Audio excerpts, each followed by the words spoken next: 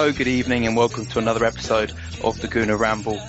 My name is Callum, and I'm hosting today, and I'm joined today by Mark. Good to speak to you, mate. Hello, mate. Good to be on again.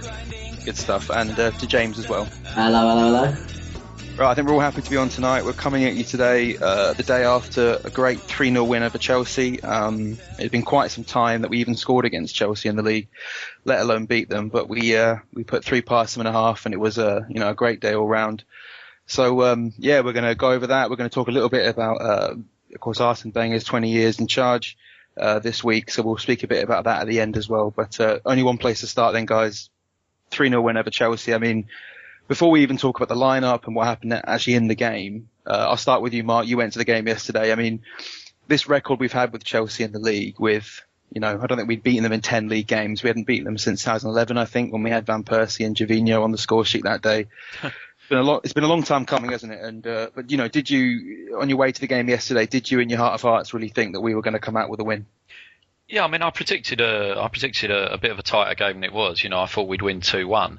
I mean, I've only seen little bits of Chelsea this year, but I think they're struggling under Conte to really find their identity and the style of football that they want to play.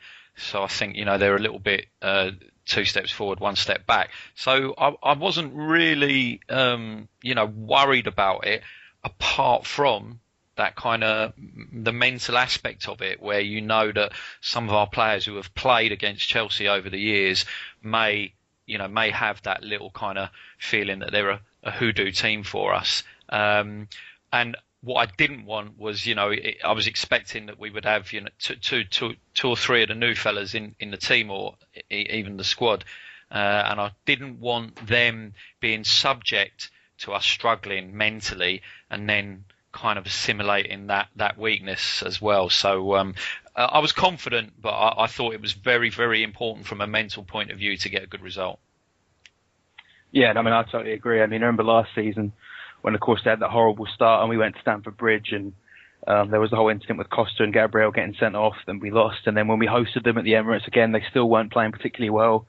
And we lost again. So, no matter how, and Chelsea have had a mixed start to the league. They've not been bad by any means, but I think what you said about Conte still finding out, what his best team is, what sort of formation to play, definitely played into our favour. But, I mean, James, did you echo what Mark said, or did you, I guess in these games you always have that part of you that thinks we're going to beat them. But, with Chelsea, even without Mourinho, it's been a long time coming, hasn't it? Yeah, no, I agree wholeheartedly with what Mark's just said. And I thought it was going to be a draw.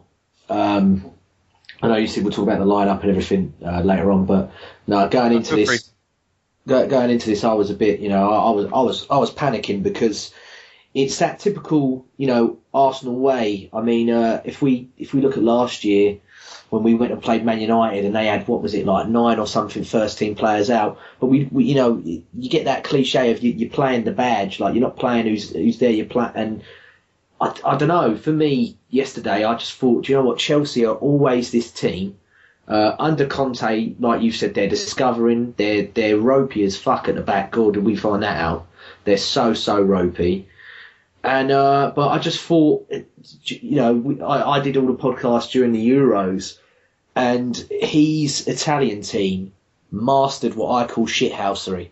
They were so good at getting clever bookings and just riling you. And I was like, this Chelsea team are going to try their hardest, especially with Costa and everybody else. They're going to try their hardest out here to really piss us off and get under our skin. And I'll tell you what, I don't know if it was Lauren Koscielny and Mustafi together, or if whoever it was at the start of the game that was just like, do not, let these like wind you up. Let's keep a cool head and let's get them. And boy, oh boy, did we get them. Mm. No, you make a lot of good points. And, again, as I said, Mourinho isn't at Chelsea anymore. And, of course, he's the boogeyman that we've had problems with for years. But Conte's still a great manager. And, of course, yeah. Juventus in Italy, and again, I don't think in any means that Chelsea have been poor this season. I think we've seen, when we struggled at the beginning, we saw United and City and Chelsea, fly out of the blocks, and Liverpool to an extent as well. And really City, the only team that have kept that going. United and Chelsea have dropped off a little bit. But, I think speaking about playing the badge instead of the team, I think that's a really good point, and I think that's what we did last season in both games, and we've been guilty of that. I mean, for a long old time, we've had far too many, of these teams that we struggle against, and it was a real pleasant surprise, I guess, and we'll talk about the lineup. Now, look, I think we can all say in retrospect that Wenger got the team right, and Mark, I think even you would concede that in retrospect, yeah. I don't know. I mean, I still think Xhaka has shown enough already to be one of the first names on the team sheet. So I was disappointed that he didn't start the game. And I mean, the fact that he has to come on when Koch got injured, and he played really, really well. I thought again was good. Not that Koch didn't have a good game; he had a really good game. He was but what made the difference for me? I think there were three key things about the performance yesterday that made the difference for me. One was Mustafi, one was Walcott, and one was the fact that it seemed to me that Koch and Santi had gone back to the roles that I think they should have been playing, which was Koch sort of more holding and Santi more advanced. Whereas I know we all pushed up the field and pressed a lot higher, but I do think the two of them had reverted back a little bit, which I thought suits them a lot better than what I've seen lately, which was Koch really flying forward and Santi being at the back, which worries me in bigger games because I'm a big fan of Santi's in terms of his technical skills and his passing, but I'm not in terms of his defensive work so much. So I think that I was really pleased that they seemed to swap that round a bit. And then, as I say, I think for me the other two things was Mustafi and Walcott. So would you have started Xhaka ahead of who? Of Coquelin? I think I would have done, yes. Particularly given that they started with Fabregas. I think, I would. Do you know what? I thought to myself, like, play Xhaka and Coquelin together. Because and people were Lawler's played pretty much every game this season. He's been, apart from the League Cup game. I mean, yeah. I think everyone wants to see Xhaka in the team after that, performance at Watford again. After the great goal he scored against Hull. Yeah. But there's an issue here because we are playing Özil every game, of course, and he's always the first name on the team sheet. And in a game like yesterday, Coquelin is a player that I always want in there because he of course made his name in that great away performance at Man City. He's a guy who is a big game player. I mean, he got himself sent off against Tottenham last season, but he is a player who rises to the occasion. But then of course Cazorla's always in there. I mean. So what would you have done, James? Would you have had Xhaka in as well instead of who, Coquelin or Cazorla? Or I wouldn't have minded if he played Xhaka and Coquelin together, just from the point of view of that. All right, I'm talking now, seeing what the result would be. But I thought that they were gonna fly out the blocks a bit more than what they did. I know they get this reputation of being the bus team, but I just thought if they fly out the blocks like we've got, if we have Coquelin and Xhaka, who for me as well, Xhaka's got that fire in him. He's got he gets sent off every now and then, but he's got that sort of combative type of mentality. And Santi, for me, loved the guy. The guy's a bloody wizard, and I can't slag him off. He put in a shift yesterday as well, but he looks a bit leggy now. The age thing's getting to him a bit, and I just thought him and Coquelin together, all right, one of them might overcommit forward or do this, but Xhaka would still thread attacking work, but you would have solidified it a bit more and made us a bit harder to break down. But obviously that's in hindsight, and I mean, we've all seen what happened. But well, it worked out quite nicely in the end because I think Coquelin had a great start to the game, was getting about, made a lot of good tackles. Then, of course, we don't want him to go off injured, and there's Wenger said that it looks like he's maybe hurt his knee in the same place that he hurt it at West Brom last season. Yeah. Which hit him out for a while, but we did get to see Xhaka, who did come in and he made a big and impact. I'll tell you as well, I was so glad that Iwobi started because I know we'd sit during the WhatsApp group during the week. All of you were like, "Well, James, why do you not think it?" I truly thought he was going to go with a Giroud or he was going to play the period. I really didn't think he'd go for Sanchez in the false nine. It's interesting, because I was happy that he played Iwobi. Well happy. Well, all season I've been waiting for. I mean, at the beginning of the year when Giroud came back from the Euros and we hadn't signed Perez at this point, he was playing Alexis up front, and it felt like it was kind of a makeshift. We'll play him there until we get Giroud's fully fit and when Perez arrived. But he's been, in the week he played Perez. He played very well, got 2 goals against Forest, and but he still doesn't seem to want to put Giroud in there. And Perez again, he's not starting any games in the league. So I was kind of expecting to see Alexis up top again. And Mark, what did you think of that? I mean, we saw in the PSG game, for example, Alexis really didn't have a sniff when he was playing up front. And then, of course, when he got moved to the left, when Giroud did come on, he played really well from the left and got his goal. Do you think that, he got the first goal because he was playing up top, he was harrying the defence. Do you think that we should be still considering Alexis as a striker after, he's been in great form playing there, I guess, over the last few weeks? Well, I'd say, look, to me, it's horses for courses. If you're playing Chelsea and you're playing Luiz and Cahill, then maybe you need someone like Alexis who's going to put them under a bit more pressure. He's going to worry them a lot more than the sort of centre forward that Giroud is. Yeah. So as much as I'm not a huge fan of Alexis playing centre forward, because I like him playing on the left and I like what Giroud can give us up front. Don't get me wrong. Yes, of course, I'd rather have an upgrade, a world-class centre forward up front. But Giroud does a job. But I think the job that he does, it often can depend what centre halves he's playing against. And I guarantee you that Luiz and Cahill would have much rather have been up against Giroud than they were against Alexis.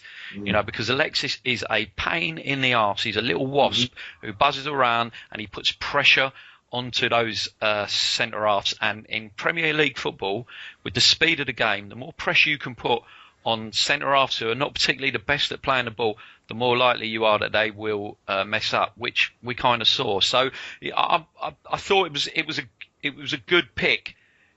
Is there something going on? Is Giroud not quite fully fit? I don't know.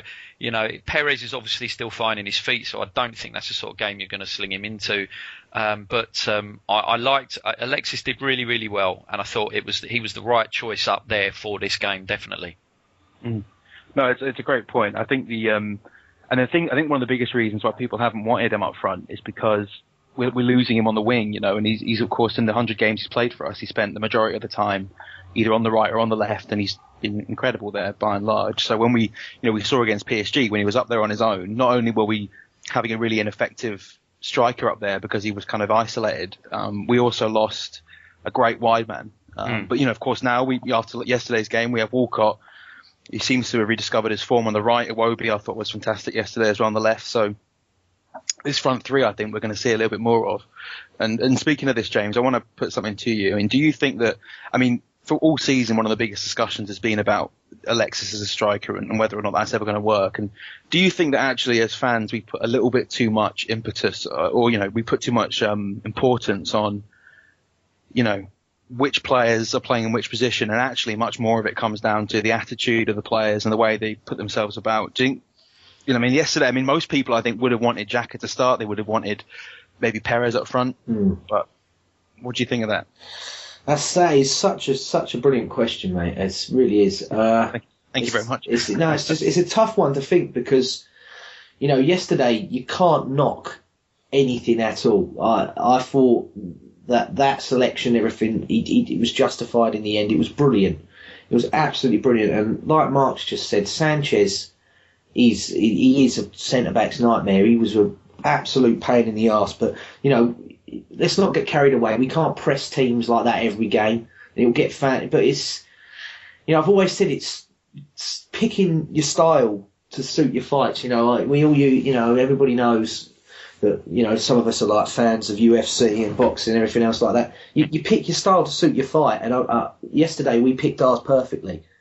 But, it could go wrong next week. It could go right again for the next 10, 11 games. But like I said, it's picking your style to suit your fight. But no, in terms of the selection dilemmas and everything else like that, it's not like how it was, with Ramsey playing out wide. We all saw what that did to the boy. We got these players that can fit into these holes, but it's using them in the right. It's like I've said, it's using it in the right time, in the right place, and also in the right environment. Like yesterday, I think not only did the players and the Arsene Wenger's team selection play a big part. Mark, you were there. But watching it on the TV, mate, all right, I ain't got like a 52-inch like Clive and all that says, but I got a big TV in the front room. It's a 40. I'm rocking a 40. I'm not all shit. Respectable. It's respectable. Yeah.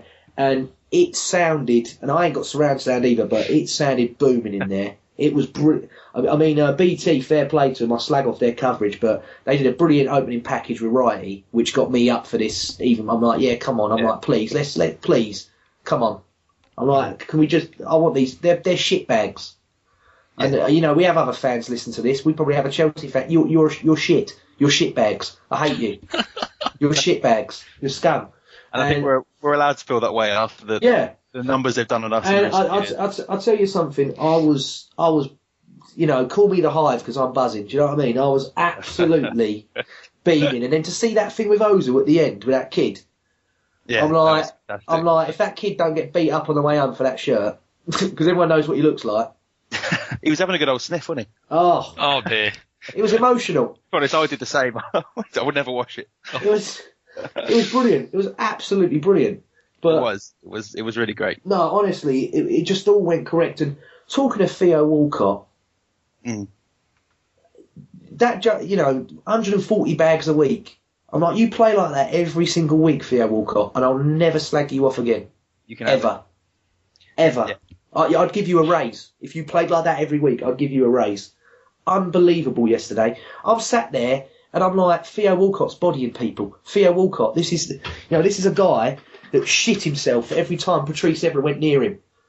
But with Aspilicueta and all these others yesterday, and tracking back, getting Hazard, kicking him. Get the fuck out of here. You don't belong here. Brilliant. Loved it. Absolutely loved it. But I want that every single week. You had a good time, James, then yesterday, yeah? Yeah, we all did.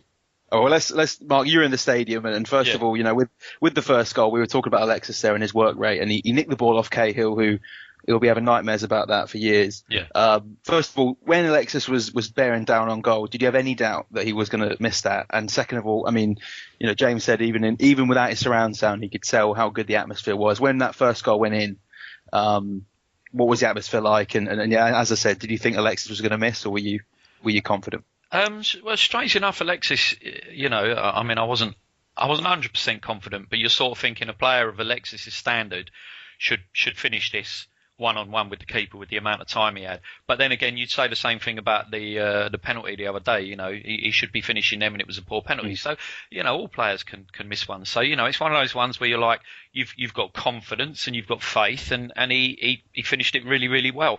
I mean, the atmosphere in the ground was good. It was a very cagey opening period to the game. We were chatting beforehand with Chris Suburban Gooner, who kind of really, really hates Chelsea a lot, shall I say. Now, I really hate Chelsea quite a lot because I live in West London, so I've got surrounded by loads of them that seem to have appeared out of the woodwork over the last sort of 12 years, 13 years. Fan. Exactly. So, I really hate them, but obviously, no, they're not going to come close to the level of hatred that I have for the scum up the road. But the atmosphere was really, really good because I think, this is one of the games that we do get up for. But also, I think there's a little bit of nervousness because of the fact that we've got such an awful record against them, home and away. I think, there was still a little bit of tension in the air. But once that first goal went in, I think there was a lot of tension that came out. And then people really, really enjoyed it. And to me, it was almost a carbon copy of the United game last season, where we kind of like pressed them really, really hard and fast, got the goals that we needed, and then second half we just did what was needed, which was sit back, let them have a little bit more ball, try and pick him off on the break. And the same thing, we didn't really get any more goals, but we didn't look like conceding too often either. So. Well, it's funny you mentioned that, the United game. We seem to have made a habit the last 3 seasons. We beat Liverpool 4-1 at the end of the 2014-15 season. We beat United 3-0 last season. We beat Chelsea 3-0. In all 3 games, we've won by 3 goals. And in all 3 games, both Ozil and Alexis have got on the score sheet. And I think there's no coincidence in the fact that our 2 marquee names are players that have really turned up and performed on those days. And also, talking back to the United game, we scored... Alexis got the goal, didn't he, early on in that with the back heel at the front post, and then we scored pretty soon after. I can't remember who got the second. Was it Ozil? Yeah, it was Ozil, wasn't it, from Walcott headed back to him. And I don't know how many minutes between the first and second goal yesterday, but I think it was 2. It was like 1 very minute 42 seconds or something. But let's talk about the second goal, because the first goal, of course, was it was all of Alexis. Well, Gary Cahill being shite, and also Alexis being a workhorse with an absolutely superb finish at the end. The second goal was, I mean, this was us, Arsenal. We don't see this often enough, but it was when we are at our best. Our tails are up, the crowds are behind us, and I think I think when I watched it, because I kind of only was watching it and I saw Walcott score and I thought, oh, he scored a tap in, but the build up was pretty special. Wobie linking up with Özil, hitting it out to Bellerin, cut across to Walcott. I mean, Mark, what did you make of the second goal? I mean, it must have been great at that point when the crowd's up and we're 1-0 up and knocking the ball about with such confidence. In particular, what did you make of Wobie's role in that? Because he had the composure in a tight area to pick his head up, find Bellerin, who's always out on that right wing, and he played it across to Walcott for a tap in. Yeah, I mean, look, I really like Iwobi as a player. The guy is, how old is he? 19? 20. I think he's just about 20. Mark. Now, Yes, Mark. That does come with a caveat, though, Justin. I'm not going to let Woz down completely. I do like Iwobi as a player. I like watching him. I love his socks, particularly. But he never hides. He always wants the ball. And when he's got the ball, he always looks to get something done. He always wants to actually create something. And keep the ball moving and be an offensive player.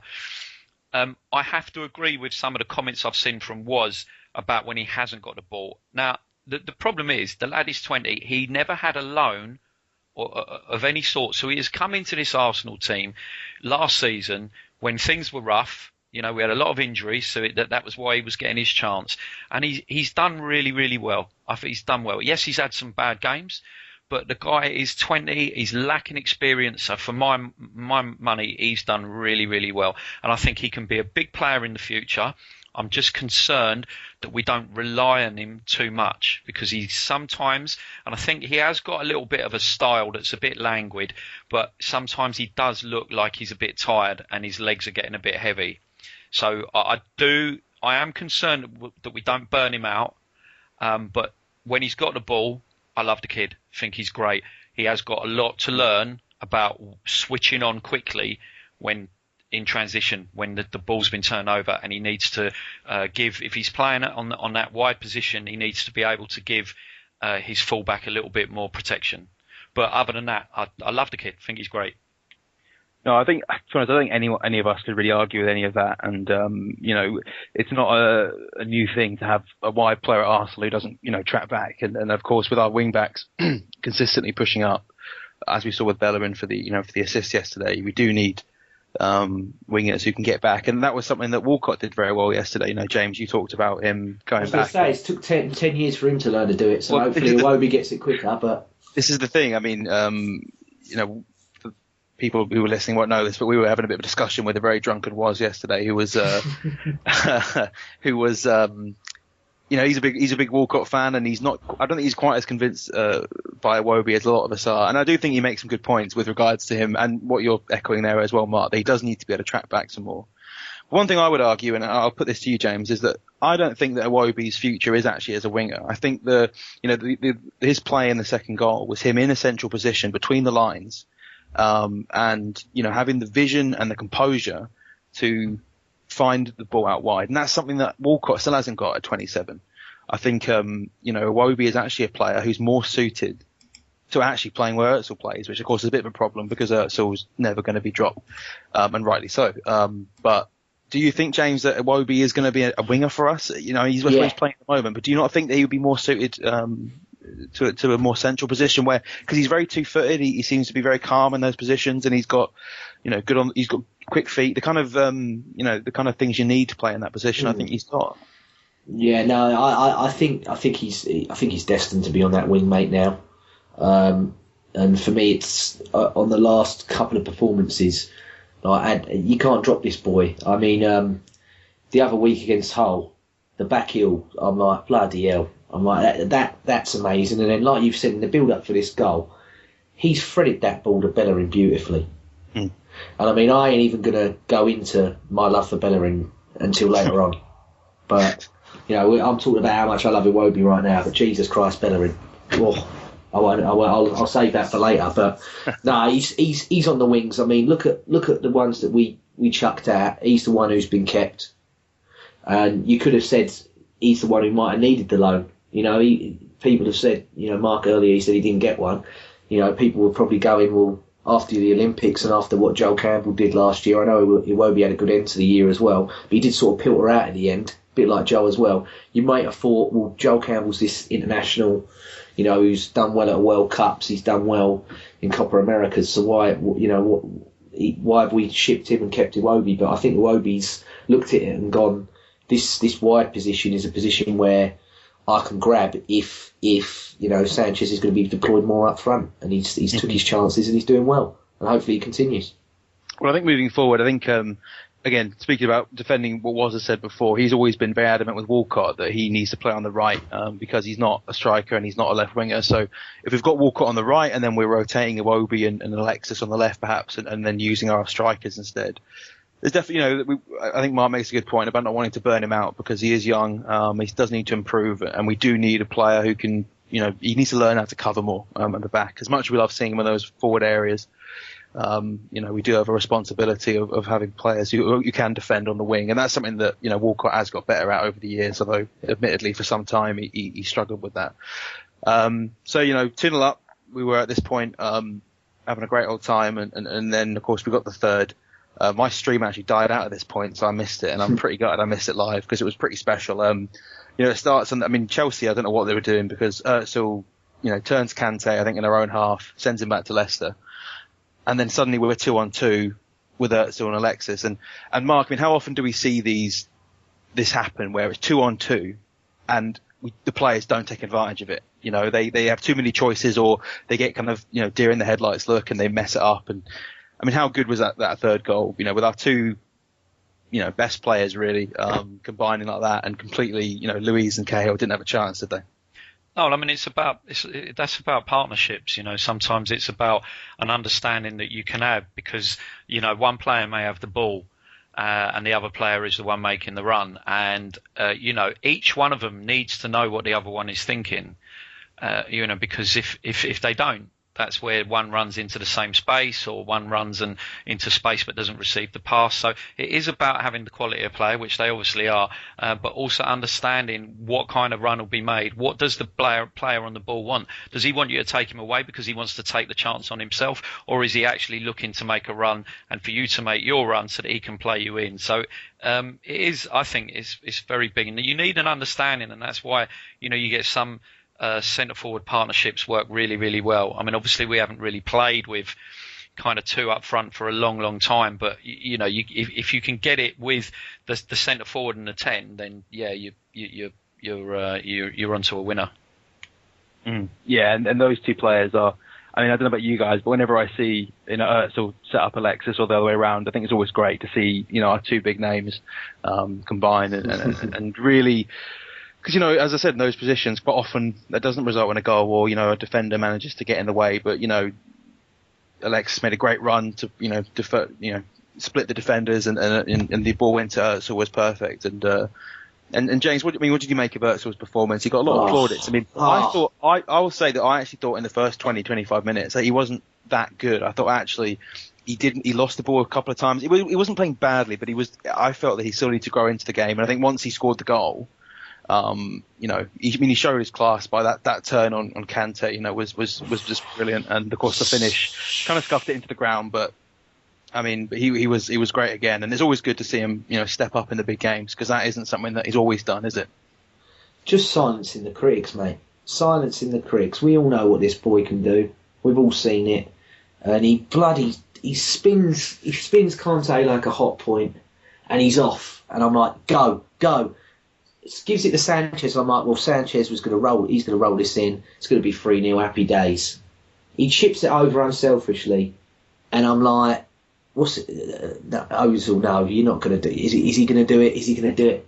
And you say about the scuff. I think he smacked that into the ground. You know, I think that's a really clever finish. He got a bit of luck off the post, but by this point, the top's off the lot. I'm screaming the ass down. Unbelievable. You know, people talk about scenes and everything else like that. You know, we got a lot of clever followers on this on the old Twitters and everything. Someone tell me that they've put the Titanic music over the top of that. I want that goal. I want that goal with Titanic music. I'm sure it'll be up before long. Oh, unbelievable! Unbelievable. I mean, have you seen the Righty video where Jake Humphries has posted where he's talking to him after that goal? No, I haven't. He's on cloud nine, mate. And he's just got the best smile ever. Ian Wright. He really has. It's always great to see Righty when we've won a big game like that. And so that was 3-0. I mean, Mark, do you think we're getting carried away by saying for a first half performance? I mean, is that as good as United last year? Is it better? Is it the best we've seen? I mean, I can't think of any else that might trump that. I mean, is that jumping the gun a little bit or? I think, look, it was a great performance.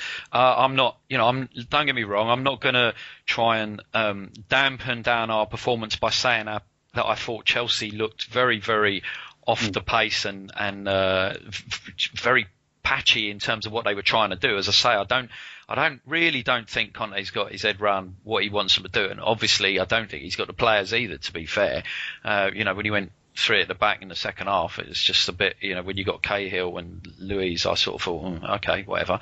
Without Terry, they look really vulnerable without Terry in that team. They are, and people have said it for years that Cahill's not half the defender he is when Terry's playing. He carries him, mate. Yeah, he carries him. When Terry's not there, he's not really got it, to be fair. But so no, look, I don't want people to get too carried away because yes. We did exactly the same thing to United, and then we didn't sort of go on from that. So great performance. We need to really, really enjoy it because for one, it sets down a marker, and two, it's Chelsea. So beating those twats is just brilliant at any time, and obviously it ends that bit of a hoodoo, and we can move on. The only one left now is United. So with Mourinho, so let's go and beat them now and get that one out as well, and really give the guys a mental boost. But yeah, great performance. Let's take it forward. Let's learn from it. Let's understand what we need to do throughout the season. Let's not try and burn out certain players who could quite easily get burnt out if we don't play them properly and give them a little bit of rotation from time to time. No, I think you make great points, Mark. And there does need to be, I guess, a little bit of coming back down to earth. And because the United game, was a very similar time to last season. I think it was October last year. Incredibly similar result, really, in the way that we went about it. With the early blitz at the beginning, and then we kind of saw the game out. And before we look forward, though, we can't really move on, I think, without talking about the defensive performance, because as much as I love, we all talk about the goals and the way we move the ball going forward. The second half I found to be incredibly satisfying because we saw the game out, and that's something that we're getting better at, I think. But over the years, that's not always been the case. We let teams get back into games, and even at 3-1, if there was another half an hour at least on the clock, I think we wouldn't have been in any way sure of the points just yet. But in specific to that performance, I think that the performances from Koscielny and Mustafi were pretty brilliant, James, because Costa came into this game as one of the most informed strikers in the league, and of course he's had our number for some time. So, speaking of those two, I mean, again, without wanting to get carried away, as Mark's saying, and talking about them as the best partnership in the league or anything like that, it's how good was it to see, these two guys that haven't played together for more than 2 or 3 games, really have a player like Costa in their back pocket for the whole game, really. Callum, mate, 12 clearances between them, 10 interceptions, 4 tackles, 2 blocks, 1 clean sheet, 1 fatality of Diego Costa, mate. He's suffocated in his pocket. What a performance. They shithoused King Shithouse. They done him. What? They're brilliant. They're absolutely brilliant. I mean, when we signed Mustafi, I don't know too much about him, but I like the cut of his jib. I like the character. I like how well he's spoken of the club already. He's got that vibe like Mertesacker has, where he's up for a laugh, he don't mind, but he loves the fact that he's in London, he loves the fact he's at Arsenal. He can move about as well. Yesterday he was incredible, absolutely incredible. And I mean, that's only the centre halves. Like Monreal, this guy's a 7 out of 10 every game anyway. Well, the last few he's been that's a bit ropey. Yesterday, calm again. Brilliant. And then Hector Bellerin. Oh, fantastic. My God. Oh my God, 80% of his passing, won all of his tackles, won all of his aerials. Hector Bellerin, all of his aerials. Do you know what? I'm worried. I worry about that price. You know, the price tag's going up game by game, but I'm like, this kid's unreal. He's a world beater. He's an absolute world beater. Well, I tweeted yesterday after he made that after the game. I said that tackle he made on Pedro when it looked like he was going, and it was just really. I think it was the cherry on top of that game. Seeing everyone loves it when a defender manages to somehow get back and win a tackle like that. But I guess with Bellerin, as soon as I saw that he was chasing Pedro, I thought he's not getting anywhere near the area with Bellerin in him. Yeah. And, but this is the thing, Mark. You were a defender, weren't you, back in the day? Centre half, still mate. are. Yeah. Centre half. Yeah. If you made a tackle like that, Bellerin just gets back up, smiles, carries on. I'd be jumping around like it was a goal. No, I'd be well chuffed if I did. I used to play as a centre back as well because I had no bloody pace, so that's where they put me. But I honestly, you know, when you win a tackle like that, or if you got a real, you know, you made a real crunching tackle, you wouldn't celebrate, but inside you'd be like, get in, and you'd that would feel as good as a goal, wouldn't it, Mark? Oh, it is, mate. Yeah, and by the way, JJ, there's no if I made a tackle like that, mate. I made tackles like that. Done it in your sleep. You would do. Yeah, it is the sort of tackle you make, and you think that's why I'm here. You know, because to me, defending is a mindset, and I think you can see that in certain defenders. I'd say like Cos and Mustafi, you can. With Bellerin, I think there's still slightly a little bit of that, failed right winger mentality that he needs to just work on. You know, his defending does need improving. This boy can be world class. There is no doubt this boy can be world class. He has a long way to go yet, but he can get there if he learns how to be a good defender, defensive right back, and to do what he needs to do there, and also to be part of a unit, which is a main thing. You know, is how he works alongside the centre half that's inside him, and how he works with the midfield player in front of him. You know, if he really improves all that, this boy can be completely world class. He's got everything in his locker to do it. And just to go back to Theo, give Theo real credit. You know, I mean, he got a lot of stick last season, and I believe he deserved it because it was like watching a different player. But particularly, you know, when he bottled that challenge at Sunderland and that, you know, this is where Theo deserves the stick that he gets when he does things like that. Yesterday, that was the Theo that you want to see. You know, he worked hard. He has got pace. But now, hopefully, he's he's learning, or he has done over the years, to try and put some movement in with it. Now that if it seems like Wenger has, made sure he understands you're going to play on the right hand side of the forward, so get used to it. He can really damage teams, and also if he puts the work in going backwards as well, then he has still got a big future at Arsenal. But he has to do that consistently. There's no point in him doing it every now and then. He has to do that consistently, the way that Freddie did, and the way that Bobby did on the wings of that great team. You know, they worked their bollocks off as much as they worked up front and created stuff. They worked hard to protect Cole and Lauren as well. No, I think you make a very good point. And I in the summer I wanted Walcott sold, to be honest. I was kind of sick of him. He wasn't performing well at all last year, and whilst he was playing, I say out of position, he's been talking about being a striker for years, and then he gets his chance, and he had a few good games, but towards the end of last season, he was a shadow of the player he once was, and it wasn't just not being a particularly effective player. It was just the basics, the amount of passes he would lose. He would get the ball, a defender would come up to him, and he just looked like he was, like I said before, a deer in headlights. He had no idea what to do with it. And, moving him back to the right, I think has been a good decision from Wenger this season, because it's, just said to him, look, Theo, you're not good at many things, but the things you are good at, you're really good at, when you're actually on form. And that's, scoring goals, getting behind the defence on that wing and hitting some crosses in with his strong foot, So, yeah, I think we can all say, with regards to Theo, let's hope it continues. And one other thing I want to mention before we do move on from the game is I want to just have a quick word for Kieran Gibbs, because he's a guy who has, seldom seen any game time this season, and he came on, playing in front of Monreal, as he so often did last season. But rather than just kind of, making a few, basic contributions, he made a great tackle, winning the ball back when it came to the back post. And then, of course, he had that great bit of skill where he flicked it over the defender. And James, what do you think of Gibbs? Do you think it was a nice reminder, I guess, to see what why he's still in the squad, isn't it? You know what? I've always been a big, harsh critic on Kieran Gibbs, but I actually prefer him when he comes in this midfield bit. I call him Louis Gibbo. I think he's brilliant when he plays in that midfield role, because I don't think he's too bad going forward. I just think defensively, all right, he done brilliantly with that tackle the other day, and I just think he's a lot better. And I mean, when he flicked the ball over, I'm trying to remember who it was. Aspilicueta, maybe. It might have been Aspilicueta. I can't remember which one it was. Flicked it over their head. I'm like, oh, here we go on, boy.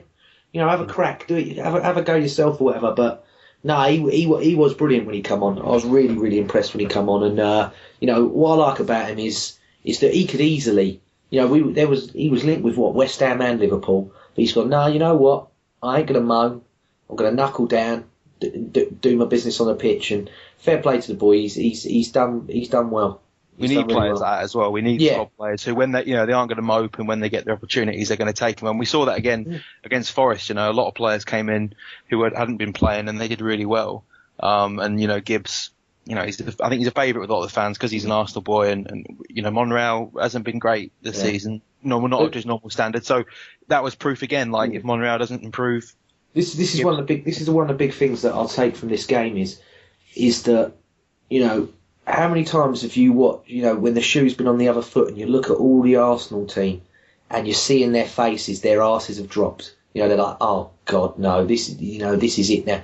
You saw that there was a point where Willian, Hazard, they had about 10 of them in the box because they did not trust Cahill and Luiz. And you looked at David Luiz and he knew, we fucked this. This could go 6s, 7s. This is awful. Courtois, in the end, is like, I don't trust you two at all. I'm coming out. I'm sorting out. He's screaming at them. They all were, and it was brilliant because we've been on the end of that for so many years against these big teams where, we've got a player sent off or whatever, and it just all capitulates and goes to crap. And it was so good to inflict it on somebody. It's so good to be on the other end, and that's a testament to this squad. Like, I think this is the best mentality of a squad we've had in ages. Like, they just seem like a proper decent set. Well, it's interesting because Chelsea, of course, for years have had all these leaders in the team. Terry, Cech, who now plays for us, of course, Sen, Lampard, Carvalho. These guys that were big characters, and all of a sudden they seem to have kind of lost them a little bit. Whilst we've kind of slowly began to accumulate them. And a point I made in the last podcast I was on was that I think the 3 players we signed in the summer were all captains from their former clubs. So there's definitely, I think, a desire from Wenger to fill the squad with these characters, and bit by bit, I think we're getting there. So again, before we move on from the game, Mark, did you want to say something about Mustafi as well? Yeah, I did. Yeah, I just wanted to say, you remember, so last season, I think when we played at the Bridge, we were all looking forward to Gabriel being up against Costa because we thought, especially with their history back in Spain, I think we were looking forward to him, seeing him sort of how he would face up against him, and I think he actually let it get to him a bit much. So I was interested to see how Mustafi would do, and I was so pleased with his performance. I thought he was excellent because he was calm. He didn't look like he was going to get wound up at any point in the game. Not that they really ever looked like riling us too much. Because Costa, it was basically Costa on his own, and really he got bullied by the two of them, to be fair. So I was really, really pleased with Mustafi. I thought he looked good, and I think he's a very good foil for Koscielny. And I look forward to watching them two develop as the season goes on, because hopefully they can only get better. And what I like about Mustafi is that, with Mertesacker and Koscielny, they had a period where they were really good together. And I think if we got the system right, and because with Mertesacker, he's a very slow, not very mobile player, and we have to get the system right to accommodate for that. But that often meant that sometimes Koscielny was always having to He's a player that likes to play on the front foot, but often if he did that, he would leave Mertesacker exposed somewhat because because of his lack of pace. Being the last man, you never really felt confident with him in there. But Mustafi is a player like Koscielny, and he's very mobile. You feel like they can bail each other out if they get themselves into bad situations. And unlike Gabriel, who is always felt a bit erratic and easy to wound up, and maybe doesn't have that concentration you really need at the top level, Mustafi really looks like a player who's got that nice balance between he gets himself about and he wins tackles, but he's not reckless, I don't think. And, it's still early days and he will make mistakes, as all defenders, I think, new to the league will. But yesterday was a brilliant precursor for what we hope can be a really good, partnership. And it would be great to have two centre halves who are fantastic, who work together. Because I think, every title winning team tends to have, that in, whether it's, Campbell and Toure or Robert Huth and Wes Morgan, they always perform well together, and we need that. And that was a really good sign yesterday, I think. I don't want to get carried away with Mustafi or whatever, because like you said, he will make a mistake and people will go, oh, what that's what you get, and that's what you're getting, like then people are always going to pluck. But for me, this guy is going to show everyone, in my opinion, just how good of a signing he really is, because he's the first centre back I've seen in Arsenal for a long time that will go, do you know what, we'll have a nice football match, but if you want to go, we'll go as well. Because like you've said, Gabriel just knows destroy at the moment. He's too far the other way, I think. Yeah, you can knock that out of him. You can calm him down. But Mustafi, for me, is so complete. And I said it before the other day, and I'll say it again. This guy reminds me of Nemanja Vidic. He's got everything. He's like, if you want to fight, we'll have a fight. But if you want a nice, good, clean game of football. And I mean, he did not let him rile him at all yesterday. They did not, even Koscielny as well, but they played it perfectly. And they were superb, even in the air, everything. There's no greater sight than Diego Costa being wound up because he can't have a sniff, and that was what they did brilliantly yesterday. Yeah. So I think he was in the box twice all game, and that was in the first half. I don't think he got anything second half. And he'd been in great form coming up to this, so it was a testament to both of Koscielny and Mustafi's displays that he was so quiet. I mean, the service to him was shit, but that's because they blocked it out as well. That is true, but anyway. Anyway, guys, I mean, we can all agree that was a bloody great win, and we could talk about it for days. But I think we've gone over everything well. Mark, you mentioned 10 minutes or so ago about keeping things calm and not getting carried away, which I think is a very good point, because after the United game last season, I can't remember, we had a really good period last year for about 5 or 6 games where we beat Leicester 5-2. I remember we beat Watford 3-0 and we beat United at home, and then things dropped off very quickly. So looking at the fixtures we've got coming up, I mean, this was the big game we had, and we've got Champions League games against Basel and the double header against Ludogorets. We've also got Burnley away, Swansea at home, Middlesbrough at home, Reading in the Cup, Sunderland away, and then we go to Tottenham. We host Tottenham at the beginning of November. So for the next 6 weeks or so, we've got a really good, winnable stretch of fixtures. And I mean, Mark, how would you be approaching this run? I mean, again, you don't want to get carried away, but again, we could really put together a nice set of wins here, couldn't we? We can, and I guess that's where the manager's going to have to earn his wages, because, as we said, we've got to make sure that we're kind of getting some sort of rotation in there rather than burning these players out. But also, we have to make sure that we're trying to put a team out that is more than capable of winning each one of those games. So, this is where he's really going to earn his corn.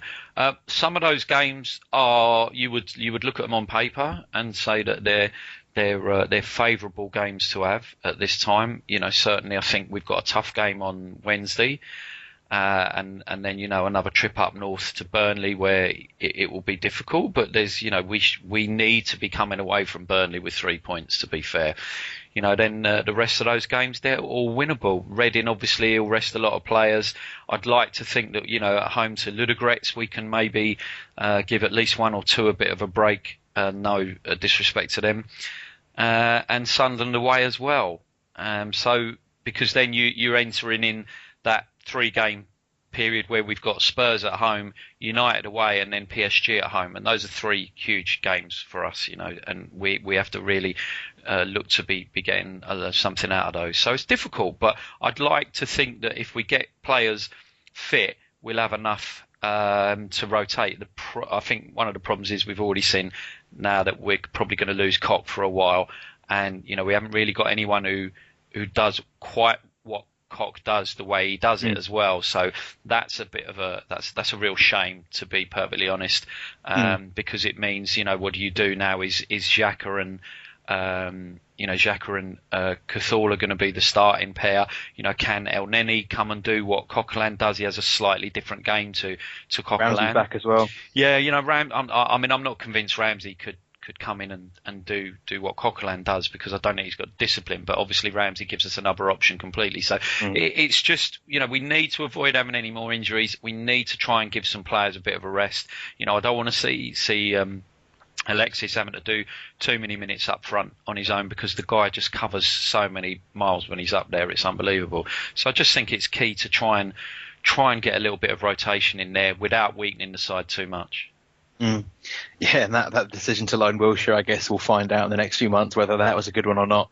Coquelin, I guess the nice thing is that when we lost Coquelin at West Brom last season, there was there was a feeling that was it. We lost an integral part of our team, and we had no one to come in for him. We had Arteta and Flamini, and I guess the nice thing now is that we have, El Neni might not be everyone's cup of tea, but he's certainly more of a better choice than Arteta or Flamini were last season, and of course Xhaka as well. So I think again, like, I'm a huge Coquelin fan, and what you say about him, he does a job that no one else does in the team. And whilst I think Xhaka could play as the most offensive player in the midfield quite comfortably, as far as like a destroyer who will really dominate games in the midfield like we saw yesterday, Coquelin really is a big player for that. So let's all keep fingers crossed that he's not as bad as it was last season, and we'll see him back before long. But we do have the option. So with this run of games, then James, what I want to talk about really is how you feel about our title chances right now, because I think when we started the season so poorly, my worry was that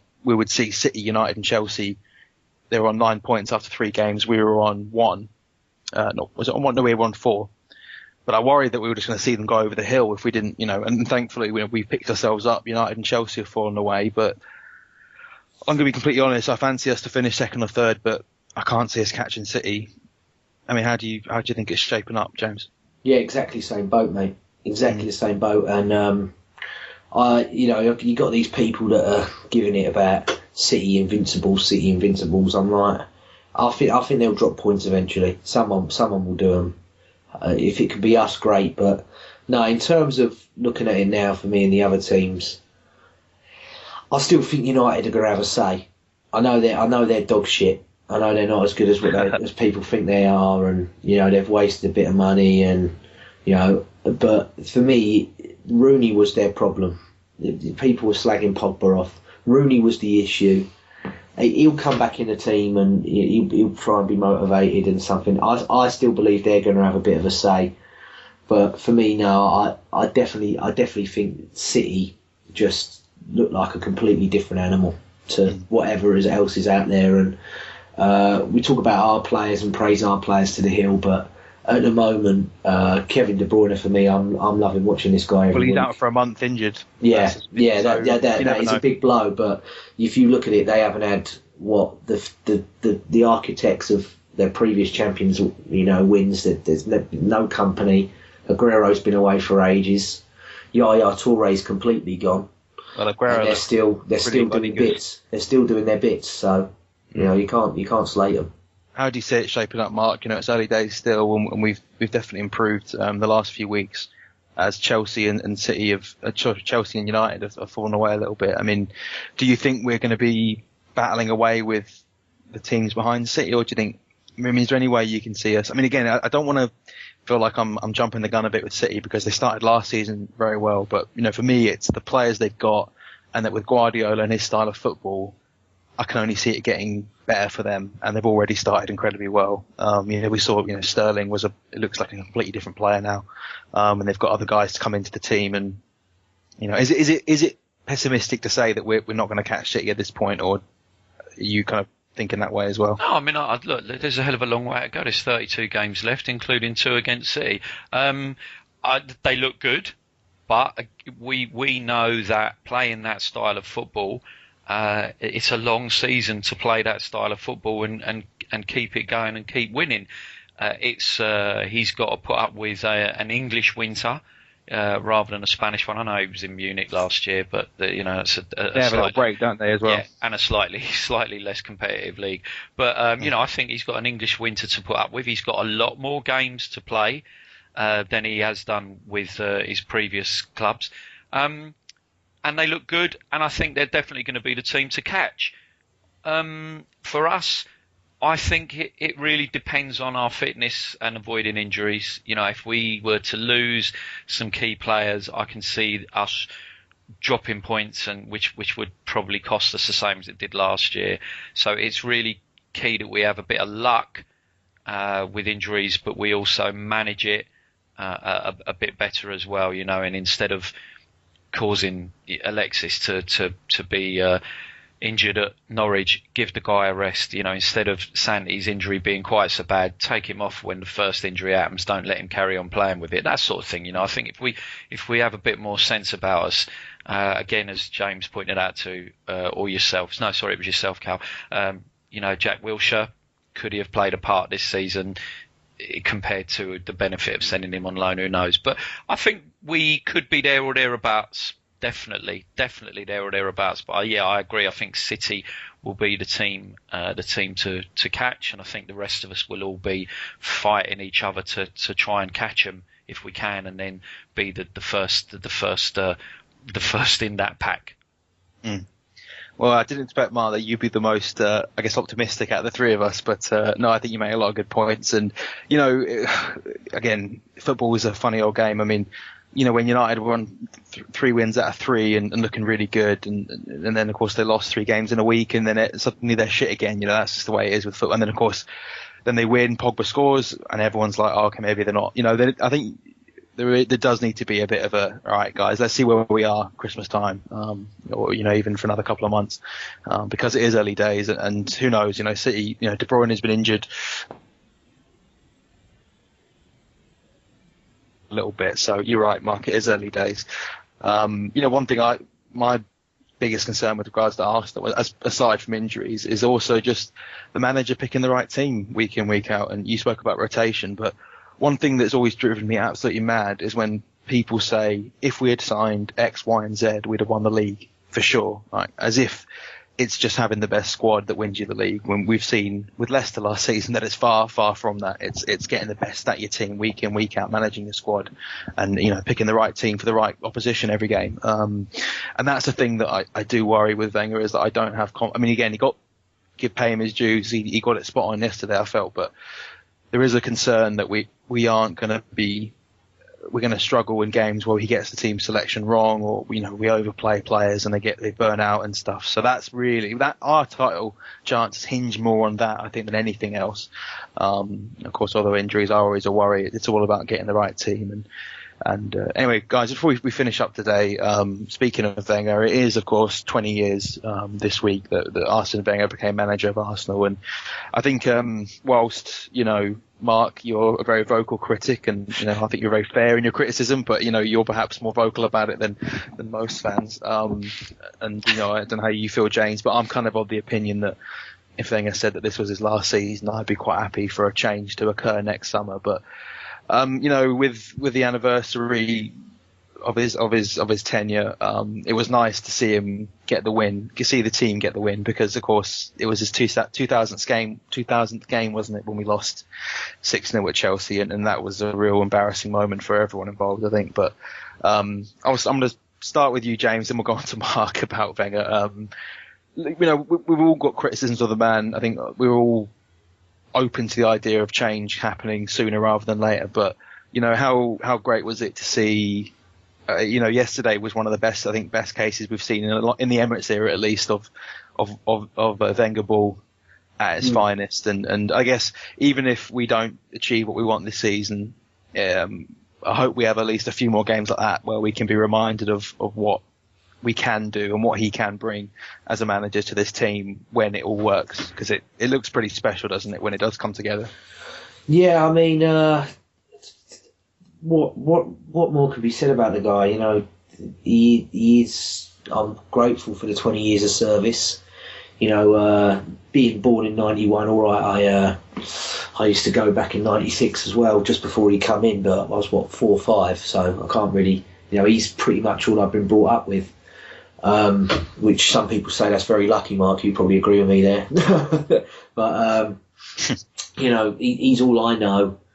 I do believe that the time for change is right. However, this is a guy, and we said about not getting carried away, but this is a guy whenever his chips are down, whenever it all looks like it's going wrong, he does pull something out of the bag. And I still think that there is an ending to this story where all of us are going to go, well, bloody hell, where did that come from? And I don't know what it's going to be. I don't think it's going to be a tragedy. I really don't think it's going to be a tragedy. But he's going to go out in a way where all of us are going to go, bloody hell. And I don't know what that is going to be. But wait and see. Could be. Could be. That'd quite it. But I'm telling you now, that FA Cup final when them Hull goals went in, I thought, this is it. He's dead. He's gone. Yeah. And he got out free, and I can see it all. I can see it all over again. Something's going to happen here, and we're literally, like I've said, we're all going to meet up again, and we're all going to speak again, and we're all going to go, what the fuck is this? This is incredible. Well, for me, before I pass it over to you, Mark, my kind of take on the last few years with Wenger is that I think if he left in 2012 or 2013, those years between the Emirates and when we won the FA Cup, those 8 years or so, are contentious because people feel like we lost a lot of ground. We should have won league titles when we didn't.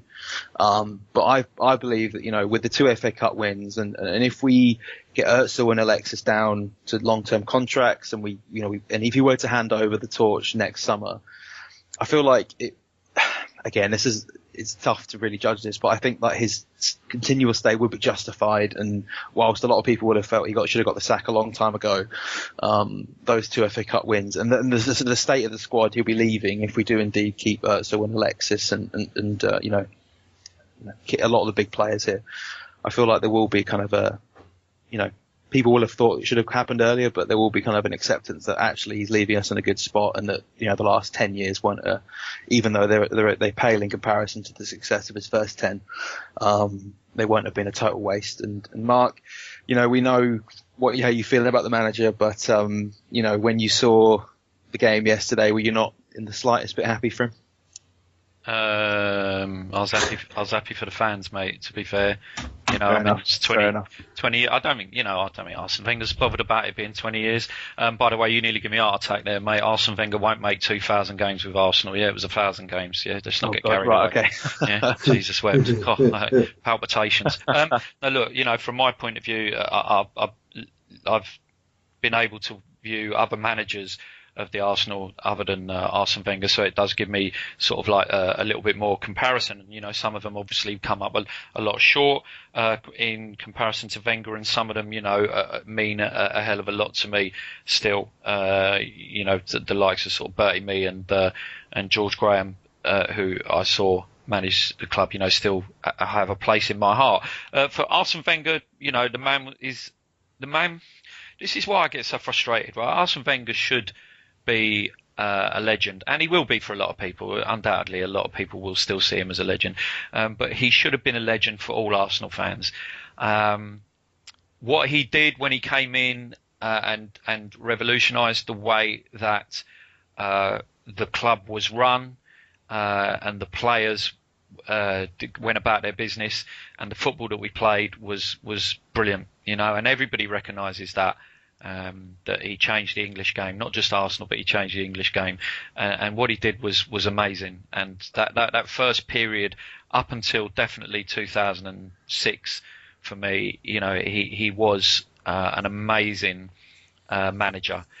I just feel that people caught on to what he was doing, and they just started to do it a little bit better. I think he got a bit stubborn, stuck in his ways. When money was short, it wasn't as short as he decided he'd pretend it was, and he went with the youth project. and he gambled on it, and it nearly came through for him a couple of times, and it would have been legendary if he could have won the league in 2008, when I sort of firmly believe we had a team that could have won it. I think that would have been an amazing achievement for him. But I just feel he's kind of lost his way, and yeah, I am a critic of him. Yes, I think he should have left several seasons ago. Yes, I hope this is his last season. I am really gutted to see some of the abuse that he gets on Twitter, because some of it goes too far. But I won't stop criticising him. And the thing is, yesterday it's kind of like, I can't say what I say about him on Twitter, and then people are saying to me, "Oh, are you gonna sing his name, or are you gonna praise him?" No, I'm not going to do that, because that would be really hypocritical, and that's not me on Twitter. What you see when you meet me outside of Twitter is what you get on Twitter. So I'm not going to go there and sing his name or anything like that, and then say he needs to be sacked 3 years ago. But probably you're right. I think what JJ said. I think probably Santi Cazorla saved Arsene Wenger's Arsenal career, maybe, with that free kick against Hull. Because we might have been banging trouble if that hadn't gone in. I'm adamant that he would have gone that summer if he hadn't. Yeah. Some people seem to think that he was always going to sign the contract because of, a lot of people like to point to how much money he makes and say there's no way he would have turned down $6 million a year. He was just dragging it out, hoping that we would win the cup and that he would have more reason to. But I'm 90% sure that if we'd lost that game, there's no coming back from that. Having lost the League Cup a few years before, having lost to Hull in the final, I think he would have called it a day then. And I think with this, the reason why we're in his last year again, and people say again he doesn't want to do it at a time when the fans aren't behind him because it will cause an uproar if he signed a 3-year contract now. But I think more of the reason is that I think if he, if we finish top 4 again, but nowhere near the league, and we drop out of Europe in the last 16, and I think that I don't think he'll stay on anymore. I think when he signed his contract in 2014, that FA Cup win, whether you agree with it or not, I think was seen by him and by a lot of the fans as justification for staying on. And with the signings of Özil and Alexis since, and Cech and Xhaka, big money's being spent and big names. And we did win the FA Cup again, and last season was disappointing. I think last season was what really did it for me. I thought if we don't win it this year, we're never going to win it again. And if he does sign another 3-year contract, I still don't think we'll ever win the league again with him in charge. Just because I think what you say, Mark, about the game, he was an innovator, but football in 1996 or even 2006 is incredibly different to what it is now. And we've seen. It's been tough in a way, I think, to watch, Liverpool get Klopp, to see City get Guardiola. These are managers that are undoubtedly the best in the world at the moment. And Wenger, whilst he, we saw yesterday the kind of, this is Wenger at his best. We can play some incredible football and get a great result. The problems that have dogged him in recent years are the same problems that we've had for a long time. And I think, for me, if we're going to fail as a club, not with the league or whatever, I want to see us try something different and fail.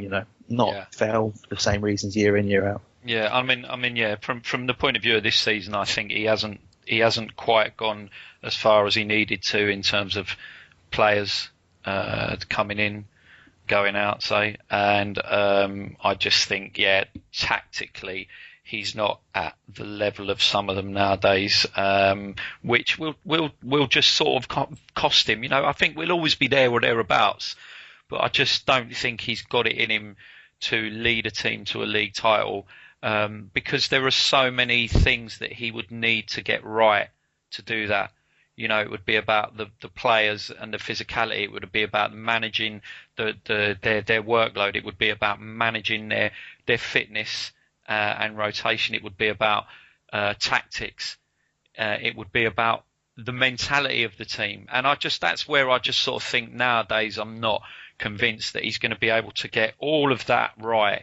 And sometimes it all just slips in like it did for Leicester. It just all kind of like slotted in for them, once in a 50-year probably Premier League win for a club like Leicester to kind of everything, all the dominoes to fall at the right time. I don't see him doing it. But, I am gutted because he should have been a legend. He should have had a statue outside there, and people should have spoken of Wenger in the same way that they speak about Herbert Chapman in what he's done for this club. But it won't happen, unfortunately, because of how the fans have become divided about his position, and it's a real shame. And it gives me no pleasure to see the divide of the fans and the abuse he gets and the abuse that both sides of the fence give each other. And I know people will say, you're one of the ones that do it. Well, yeah, that's right, but that's just because I believe in my opinion, and I'll stand up for my opinion, and I expect people to do the same. And we'll have a discussion on Twitter and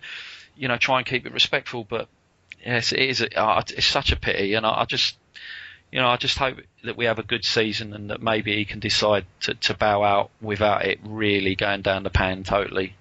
There's a twist in the tale, trust me. JJ, listen, mate. I hope there is. I hope you're right. I hope he is right. I will come on here, and I've said it probably 2-3 years ago when I was on Burkamp Wonderland when I was conversing with Ayatollah Jeff Arsenal. I will come on here and I will eat humble pie. We all will praise him. We all will praise him if he can prove me wrong. I'm telling you, there is going to be something, and we're all going to go, "How the fuck has he done that?" And we'll never know.